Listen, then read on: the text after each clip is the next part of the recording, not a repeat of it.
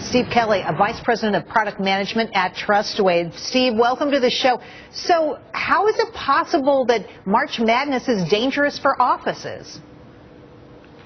Yeah, well, it's interesting. Earlier this year, Osterman Research conducted a survey of IT security professionals that was co-sponsored by Trustwave, and it was identified that almost 75% of all businesses experienced a security breach last year due to web-based propagation of malware.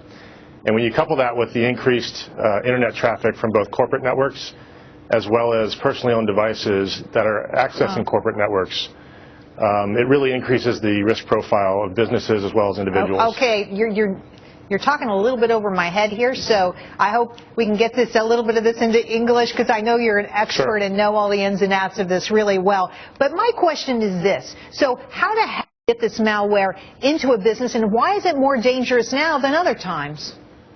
That's a great question. So typically the way a hacker will get this type of malware into the business is they'll send either a social media message or an email message to a targeted individual within a business.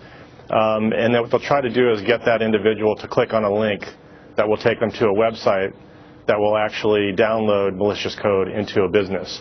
And that's where all of the issues start to happen for organizations, because once one device is infected, really the rest of the organization is at risk. But Steve, there's lots of things I open, I don't know who it comes from. Should I stop doing that?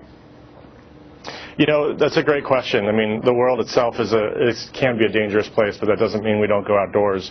In reality, what you want to do is you want to make sure that you allow employees free rein to have access to the internet, and so they can be productive in their jobs, but that you also have the right security tools in place that can allow only the good content in and really block some of the malicious and bad content from accessing the organization. And you want to be able to make sure that does it in real time so that employees don't notice that those tools are in place and that there's no business disruption. So tell me, what do businesses typically do at this time of year? Do they have the doors wide open, or are they trying to be super careful?